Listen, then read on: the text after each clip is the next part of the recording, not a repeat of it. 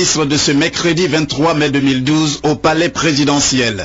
Le ministre en charge de l'intégration africaine, Adama Bictogo. Il ne fait plus partie de l'équipe gouvernementale pour une affaire judiciaire. La décision prise, si l'on en croit le porte-parole du gouvernement, est la conséquence de la rigueur et la bonne gouvernance que s'imposent les autorités, avec à leur tête le président de la République, Alassane Ouattara. La décision prise qui met fin aux fonctions du ministre de l'intégration africaine, il s'agit d'une décision qui va dans le sens de la bonne gouvernance, qui est une exigence forte du président de la République. Il s'agit de faire en sorte également que l'exécutif, quand il est mêlé dans des affaires judiciaires, se libère pour se mettre complètement à la disposition de la justice. Entre autres décrets et projets de décret, le Conseil a procédé à des nominations. À titre d'exemple, le général Philippe Mangou, nommé ambassadeur de la Côte d'Ivoire au Gabon, et le directeur général de la RTI, Akasaé Lazare, confirmé dans ses fonctions. Les représentants des 15 membres du Conseil de sécurité des Nations Unies ont été invités à un dîner offert par le président de la République, Alassane Ouattara. Le séjour à Abidjan de ces diplomates onusiens s'inscrit dans le cadre d'une visite de travail. Abiba Dambélé Saoui. Les 15 membres du Conseil de sécurité veulent évaluer les progrès réalisés en Côte d'Ivoire depuis l'accession au pouvoir du président Alassane Ouattara. Par conséquent, les 5 membres permanents et les 10 membres non permanents, parmi lesquels l'Afrique du Sud, le Maroc et le Togo, ont dépêché leurs ambassadeurs pour se rendre compte sur le terrain des progrès réalisés dans le domaine de la réforme du secteur privé, du secteur de la sécurité, du désarmement, de la démobilisation et de la réinsertion des ex-combattants, ainsi que la situation humanitaire et le processus de réconciliation nationale. Le président de la République leur a offert un dîner au cours duquel il les a rassurés et surtout convaincus de sa volonté de faire de la Côte d'Ivoire une véritable démocratie, un pays prospère et unifié. Au plan politique, les élections législatives ont été organisées avec succès en décembre 2011 et en février 2012. Et le nouveau Parlement a tenu sa séance inaugurale en avril dernier pour élire son président en la personne de M. Guillaume Soro, précédemment Premier ministre. Dans le domaine économique, la relance est effective et les perspectives pour 2012 sont telles que le taux de croissance escompté est de 8%. Au plan social, la situation s'est fortement améliorée avec la réhabilitation progressive des services sociaux de base, le redéploiement effectif des fonctionnaires et agents de l'État dans les ex-zones centre, nord et ouest. Au plan sécuritaire, les efforts fournis par le gouvernement en liaison avec l'ONUCI ont permis une évolution positive de la situation, même dans l'ouest du pays qui constitue la zone la plus difficile. En réponse, l'un des 2 chefs de délégation de cette mission onusienne, le Togolais Kodio Mena, a félicité le président de la République pour les progrès significatifs réalisés en Côte d'Ivoire. Nous avons été satisfaits des progrès réalisés dans un laps de temps après votre accession à la magistrature suprême. Nous avons pu constater les efforts menés en matière de réforme du secteur de la sécurité, en matière de démobilisation, de réinsertion et surtout en matière de consolidation de la paix à travers la réconciliation.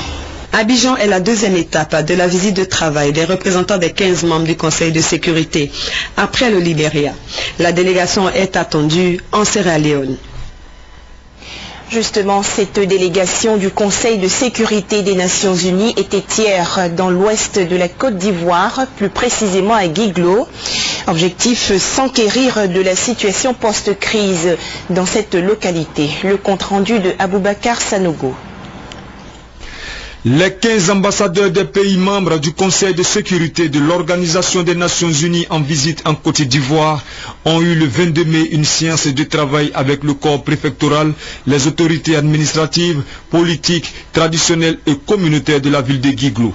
L'objectif de cette tournée dans l'ouest ivoirien était de constater de visu la situation sur place. L'un des deux chefs de la délégation, l'ambassadeur du Togo auprès de cette institution, Kodjo Mena, a indiqué que le Conseil était informé des difficultés que la Côte d'Ivoire a connues après la situation post-crise et en particulier celles qu'ont connues les populations de Guiglou. Au cours des échanges avec la délégation du Conseil de sécurité, les représentants des populations regroupés au sein du comité de veille pour la sensibilisation et la paix ont réclamé, entre autres, le désarmement des personnes détenant illégalement des armes, dénoncé les exactions des dojos et les tracasseries des hommes politiques qui empêchent ou découragent le retour du Libéria de certains déplacés ivoiriens et l'exploitation illégale des forêts classées. Également au nombre des préoccupations des représentants des populations, la porosité de la frontière ivoiro-libérienne et le sous-équipement en armes des forces de sécurité qui ne peuvent pas faire efficacement leur travail. Le représentant spécial du secrétaire général de l'ONU pour la Côte d'Ivoire, Bert Condes, a promis aux populations que l'ONUCI fera tout pour les protéger et a annoncé l'ouverture prochaine d'un bureau de la mission à Guiglou. La délégation a ensuite suivi au camp du bataillon marocain une présentation du travail des casques bleus sur le terrain avant de s'envoler pour la localité libérienne de Zouédou. La délégation du Conseil de sécurité de l'ONU est rentrée préoccupée par la situation au Mali. Le Mali justement, où les partisans du coup d'État du 22 mars dernier ont annoncé aujourd'hui, lors d'un meeting à Bamako, qu'ils vont investir demain jeudi le capitaine Amadou Sanogo comme chef de la transition à la place de l'actuel président Diankounda Traoré. Ce dernier a quitté aujourd'hui la capitale Bamako pour Paris dans le but d'y subir des examens médicaux complémentaires 2 jours après son agression par des manifestants hostiles. Dans l'actualité de ce jour, la rencontre entre les représentants du mouvement national de libération de l'Azawad et des députés maliens, la réunion initiée par le Parlement vert européen, a été houleuse. Des représentants du MNLA, Mouvement National de Libération de l'Azawad, étaient invités hier au Parlement européen par un député vert pour exposer leur cause indépendantiste. Mais surprise, ils n'étaient pas seuls. Ces élus du Nord Mali sont venus spécialement de Bamako pour donner un autre son de cloche. Zakiatou Ouellet Alatine, ancienne ministre malienne et membre du MNLA, est d'abord revenue sur la longue histoire d'oppression du peuple touareg. En réponse, la députée de Bourem lui a rappelé qu'au cours des précédentes rébellions, toutes les communautés ont été meurtries. Moi je pense que si chacun doit dire comment ça l'a dit, ce qu'il a subi dans sa chair, on ne va pas s'en sortir. Aujourd'hui, on est dans une situation où tout le monde a mal. Pour les représentants du MNLA venus de Mauritanie, il s'agissait surtout de montrer le caractère laïque et démocratique de leur mouvement. Les Touaregs, disent-ils, sont culturellement opposés aux islamistes qui seront chassés de l'Azawad une fois l'indépendance reconnue. La CNUI et Ansaruddin sont dans l'Azawad. Quand on retournera nos forces contre elles, dès qu'on aura fini avec le Mali. Mais pour les députés maliens présents dans la salle, il y a symbiose sur le terrain entre le MNLA et Ansardine, et pour l'instant ce sont les islamistes les plus forts. Difficile de dire qui sont les véritables maîtres du Nord Mali.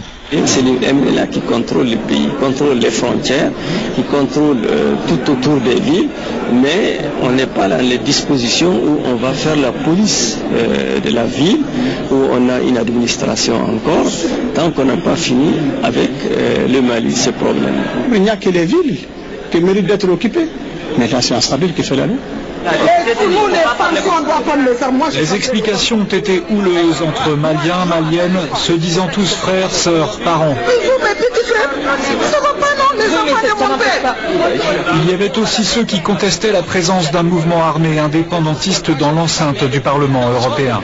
Est-ce que le Parlement européen va accepter de recevoir des séparatistes basques ici? Mais comme l'a rappelé un élu vert, c'était la première fois que rebelles du MNLA et élus maliens engageaient un dialogue depuis l'offensive Touareg au Nord Mali, peut-être un début de réconciliation. Retour en Côte d'Ivoire pour parler des activités du Premier ministre. Jeannot Ahoussou-Kouadio a accordé une audience aujourd'hui au greffier de la Cour pénale internationale, Sylvana Arbia.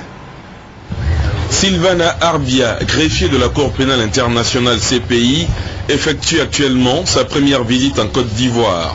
Elle a rencontré ce mercredi le Premier ministre garde des Sceaux, ministre de la Justice, Ahoussou-Kouadio Jeannot. La collaboratrice de Moreno Ocampo dit être venue présenter aux autorités ivoiriennes la volonté de l'institution internationale d'œuvrer avec elle pour mettre fin à l'impunité des auteurs des crimes les plus graves et qui touchent l'ensemble de la communauté internationale. Cet entretien avec Ahoussou-Kouadio vise à renforcer donc la coopération judiciaire avec les autorités nationales ivoiriennes afin de faciliter les activités de la CPI. On a parlé de coopération entre les autorités de Côte d'Ivoire et la Cour, coopération nécessaire, indispensable, afin que ce qui fait la Cour, l'intervention de la Cour, profite au maximum à la population de Côte d'Ivoire. C'était un compte rendu signé Ali Dirassouba. Le ministre auprès du président de la République chargé de la Défense, Paul Kofi, a rencontré hier les chefs des grands commandements. À l'ordre du jour, la situation sécuritaire de la Côte d'Ivoire et les mesures à appliquer aussi bien aux hommes en armes qu'aux populations. Un an après l'accession du président Alassane Ouattara au pouvoir d'État, beaucoup de progrès ont été réalisés au plan sécuritaire. Toutefois, des efforts restent à faire en vue de la normalisation totale de la situation en Côte d'Ivoire.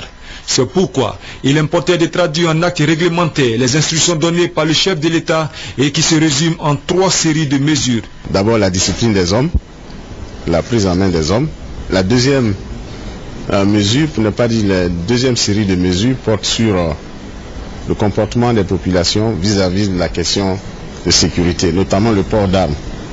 Vous avez encore des populations qui portent des armes et nous avons décidé de lutter contre ce phénomène avec des mesures énergiques. La 3e série de mesures porte sur ce qu'on appelle la situation des jeunes démobilisés, jeunes associés pour lesquels nous allons procéder à un recensement exhaustif pour commencer les opérations de réinsertion pour tous ces jeunes qui démobilisés n'ont pas pu être réinsérés et tous ces jeunes associés qui ont servi, n'est-ce pas, à la pacification du pays. C'est donc l'ensemble de ces mesures qu'au nom du gouvernement, le ministre en charge de la Défense, Paul Kofi, a porté à la connaissance des chefs des grands commandements de l'ensemble des forces ivoiriennes, afin qu'ils se les approprient. En plus de la discipline et du port d'armes illégal, il s'agira entre autres de mettre fin à l'occupation illicite des sites publics ou privés par des militaires, ainsi qu'à l'usage des véhicules et des plaques d'immatriculation fantaisistes. Le délai d'exécution de toutes ces mesures qui visent aussi bien les hommes en armes que la population est fixé au 30 juin 2012. Je vous donne lecture à présent de ce communiqué conjoint du ministère de l'Énergie et de celui de l'Économie. Il nous revient de façon récurrente à travers certains quotidiens que les prix des produits pétroliers et le tarif de l'électricité feraient l'objet d'augmentation par le gouvernement dans les prochains jours. Suite au débat que suscitent ces affirmations, il convient de rassurer les populations qu'aucune augmentation des produits pétroliers et des tarifs domestiques concernant l'électricité n'est envisagée par le gouvernement ivoirien en 2012. La cherté de la vie, nous en avons longtemps parlé dans nos précédentes éditions, mais il convient de revenir sur ce problème rencontré par toutes les couches sociales en Côte d'Ivoire. Nous nous sommes rendus au marché Belleville, dans la commune de Trècheville. Eh bien, les consommateurs et commerçants se prononcent sur la question. Les prix des denrées alimentaires de première nécessité grimpent à n'en point finir et au grand désarroi des populations de Côte d'Ivoire. Riz, huile, lait, sucre, viande de bœuf, sans oublier la banane plantain, ont atteint des seuils insupportables pour la bourse des ménages. De nos jours, nourrir en Côte d'Ivoire une famille entière devient pénible, voire angoissant. Une situation que ne maîtrisent plus certains ménages, ce qui les oblige à se nourrir une seule fois par jour. Le marché est vraiment cher. Tu viens au marché, mais il y a 2000 même là, tu peux rien acheter. Et un poisson comme ça, 500, les deux font 1000 francs. Tu as 2000 francs. Tu vas acheter quoi encore? Tout est cher. Si on pouvait diminuer le riz, l'huile. Ils disent qu'ils ont diminué, mais vraiment, on trouve que rien n'a été fait. Que dire des difficultés que rencontrent les vendeurs de ces produits de première nécessité? Ces derniers subissent également les prix de ces denrées. Ils n'en tirent plus de bénéfices, notamment en raison des tracasseries routières. On souffre. Le pays est devenu difficile. Difficile, plus que le mot difficile. Vous avez compris? Regarde, avant, on payait pour un sac là. On payait ça à 6 000. Maintenant, c'est devenu 15 000. Vraiment, la vie est chère. Donc, tu t'en payes un sac de bananes à 18 000. Si c'est même pas comment tu as vendu, tu vends à 1000 francs. Les gens me viennent à poupée, là, c'est vraiment...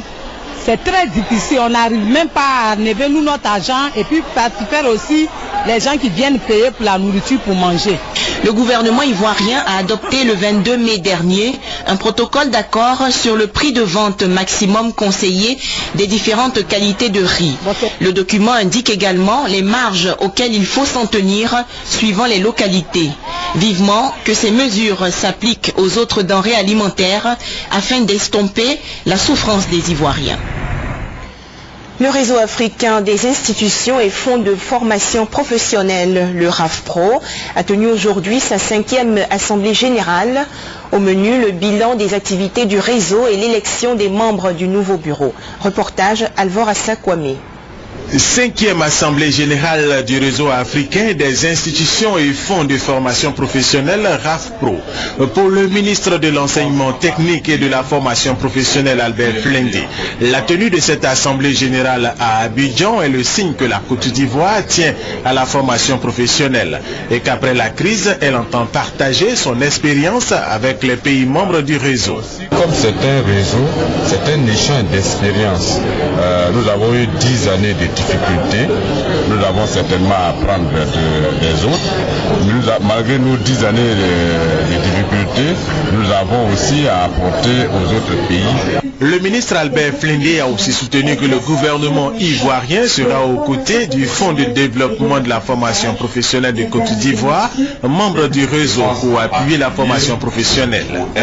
Le bilan des activités du réseau ont ensuite été présenté par le président sortant du RAFPRO, Pierre-Henri Kofi. Nous avons organisé, au-delà des personnes qui sont venues en stage ici ou là, nous avons organisé des sessions de formation à l'attention des conseillers en 2008, en 2010 et en 2012. Rappelons que la création en 2006 du réseau africain des institutions et fonds de formation professionnelle est la volonté des 10 États membres de fédérer leurs expériences, efforts et initiatives pour surmonter les difficultés inhérentes au secteur de la formation professionnelle pour en faire un facteur de développement économique et social. Envoyer le livre facilement aux lecteurs et particulièrement aux enfants souvent logés dans les endroits les plus retirés, c'est l'objectif des bibliothèques mobiles. Le lancement de cette activité s'est déroulé à la Bibliothèque nationale d'Abidjan. Nous en parlons avec Lansine Ouattara. L'idée est simple. Le concept de bibliothèque mobile est une sorte de mallette en bois local peint. Une quarantaine d'ouvrages y sont disposés. Une fois ouverte et posée comme ceci, elle devient une véritable bibliothèque pour les enfants. L'initiative est de la fondation AVSI.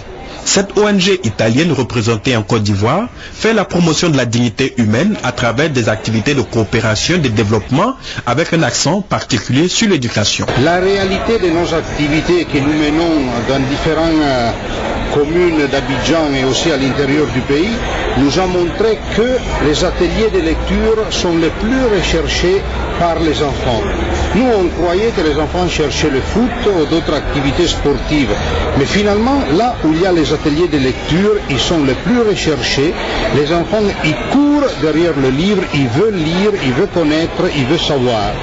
Au total, ce sont 225 bibliothèques mobiles disponibles pour les enfants de 5 à 12 ans. Quand je lis, ça me montre quelque chose que je ne connais pas d'abord.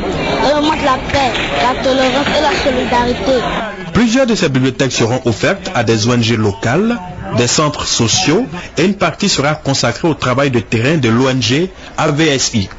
Les orphelins et enfants vulnérables constituent les cibles privilégiées de cette action. Ils seront encadrés par plusieurs assistants sociaux pour apprendre à lire. Savoir lire, considéré comme un indice de développement humain, les États-Unis, à travers le programme présidentiel d'urgence de lutte contre le sida PEPFAR et l'Agence pour le développement international, USAID, ainsi que l'Union européenne, ont décidé de soutenir l'initiative. Restons dans le domaine de l'instruction pour parler de la réunion du Conseil d'administration du Partenariat mondial pour l'éducation. Avant la rencontre de Berlin en Allemagne, les 7 et 8 juin prochains, les participants ont réfléchi sur le programme de travail et le budget 2012-2015. La Côte d'Ivoire remplace le Burkina Faso à la suppléance du Sénégal dans la gestion du partenariat mondial pour l'éducation dans le cadre du groupe Afrique 2. C'est ce qui ressort de la rencontre préparatoire de la réunion de Berlin prévue le 7 et 8 juin prochain. Les pays africains entendent faire des propositions au cours de ces assises, d'où cette séance préparatoire.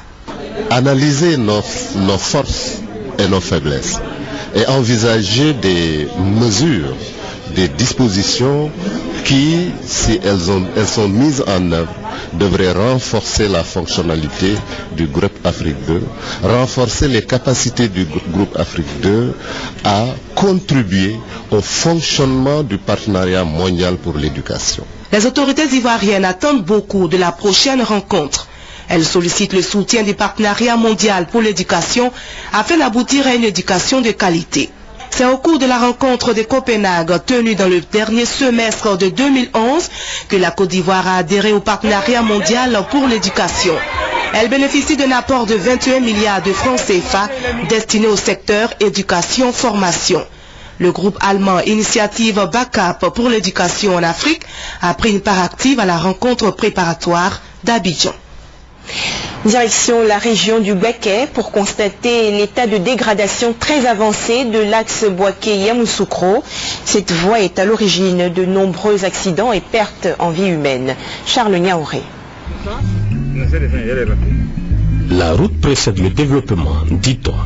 Mais une route en mauvais état retarde sûrement ce développement. Pire, elle est source de douleur et de tristesse. Les nombreux accidents, souvent dus à la dégradation des routes, sont cause de désespoir. Parmi ces routes ivoiriennes qui se dégradent de jour en jour, il faut compter l'axe Yamoussoukro-Korogo.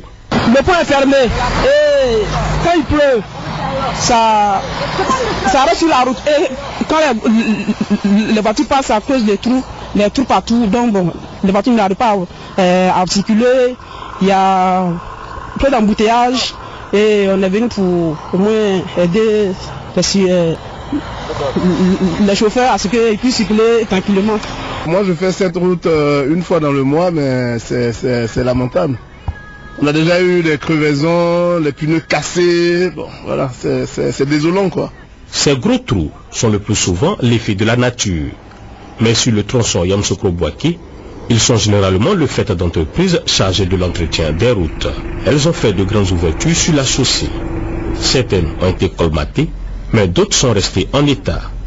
Effet naturel ou pas, des personnes qui utilisent cette route attendent des solutions. Je demande aux autorités, franchement, on paye les taxes de l'État. Et aussi, ils n'ont pas avoir pitié de nous pour arranger les voies pour nous. Sinon, les voies, franchement, ça nous fatigue. On souhaiterait que le gouvernement nous aide. Sinon, vraiment. Donc, est-ce que vous demandez au gouvernement de nous aider à arranger la route. L'état de la route est très très mauvaise. On a fait des efforts. L'État fait toujours des efforts, mais vraiment il n'a qu'à sérieux. À travers la route qui s'en va là-bas même. En visite à Korogo, le ministre des Infrastructures économiques promet une action d'envergure nationale. La priorité a été donnée d'abord à Abidjan, où vous avez vu que les voiries urbaines ont été réhabilitées. Maintenant, la deuxième phase, c'est l'intérieur du pays. On a pratiquement 3000 km de routes revêtues à l'intérieur du pays qui vont être réhabilitées, dont l'axe Yamoussoukro qui vient jusqu'ici, et un peu ce calvaire qu'on a aujourd'hui, passant par Bouaké, Niakara, Ferké, Wangolo. Donc, ce calvaire va prendre fin. Les travaux vont commencer fin mai pour ce tronçon particulier et les autres, mais il y a également les pistes. Il y a près de 12 000 km sur l'ensemble du territoire. La fin du mois de mai en Côte d'Ivoire marque très souvent le début de la grande saison des pluies. Et on pourrait se demander comment ces travaux pourraient se réaliser. Peut-être que le gouvernement a sa petite idée. La fin du mois de mai, c'est dans quelques jours. Attendons donc de voir. En Égypte, c'est le premier tour d'une élection présidentielle pour désigner parmi 12 candidats le successeur de Hosni Moubarak, chassé du pouvoir par la rue le 11 février 2011. Selon les observateurs, le premier jour de vote s'est déroulé dans le calme. Devant les bureaux de vote pris d'assaut dès les premières heures de la matinée au Caire, deux files d'attente bien distinctes. D'un côté des hommes et de l'autre des femmes. Des Égyptiens séparés par le sexe, mais unis par le rêve, celui de porter à la tête de leur pays un vrai bâtisseur. Nous voulons la personne qui est la mieux qualifiée pour revitaliser notre pays afin qu'il devienne le meilleur au monde, parce que nous avons un grand pays. Pour le moment, aucune indication officielle sur le taux de participation. Mais d'après la plupart des observateurs internationaux, les Égyptiens se sont massivement mobilisés pour la première élection présidentielle libre et démocratique de l'histoire de leur pays. À 75 ans, le diplomate Amrou Moussa est le doyen des candidats. S'il plaît à Dieu, la démocratie donnera à l'Égypte un président que la majorité des électeurs aura choisi. Et nous entamerons la reconstruction de l'Égypte. Ancien secrétaire général de la Ligue arabe, Amrou Moussa figure parmi les favoris pour ce scrutin historique. Tout comme Aboul Foutou, soutenu par certains groupes salafistes. Cet ancien leader de l'aide progressiste des frères musulmans met en garde contre la fraude. Nous devons respecter les résultats des élections, à condition que les élections soient libres et justes et qu'il n'y ait aucune interférence extérieure. Je suis sûr que nous allons tous soutenir n'importe quel président élu, à condition qu'il n'y ait pas de tripatouillage. De tous les candidats en lice, Mohamed Morsi est celui qui semble le mieux placé. Cet ingénieur civil de 60 ans est le porte-étendard des frères musulmans dans la course à la présidence de la République. Il est arrivé largement en tête du vote des Égyptiens vivant à l'étranger. En République démocratique du Congo, la chasse aux taxis défectueux oblige les populations à la marche. Plein de véhicules saisis par la police. Ces taxibus, des Mercedes 207, sont appelés esprits de mort. La police congolaise a décidé de les retirer de la circulation. Selon les autorités, les chauffeurs n'ont pas de permis ni de documents et l'état des voitures laisse à désirer. Voilà pourquoi le gouvernement a pris la mesure d'arrêter momentanément la circulation de ces véhicules sur la chaussée. Parce que ce sont les engins des morts qui distribuent à volonté la mort aux paisibles citoyens. Devant cet acharnement et les violences policières, les chauffeurs ont débrayé. Il y a une présence de policiers de roulage excessive. Ce n'est pas normal qu'on puisse te contrôler des documents ici. À 10 mètres, il y a d'autres policiers qui te demandent pour te contrôler encore des documents. Ça ne se fait nulle part ailleurs. Le gouvernement doit mettre en circulation ses propres bus avant d'interdire nos véhicules. Sinon, il ne pourra rien faire de bon. Le gouvernement a bien promis de relancer les transports en commun et de faciliter l'importation de véhicules neufs. Mais faute de préparation, les Quinois se retrouvent sans aucun moyen de transport. Ils sont des milliers à marcher tôt le matin et jusque tard le soir. Les plus téméraires se hissent sur des camions de passage, d'autres s'entassent sur les mototaxis. C'est la fin de cette édition. Toute l'équipe technique se joint à moi pour vous souhaiter une excellente soirée sur RTI 1.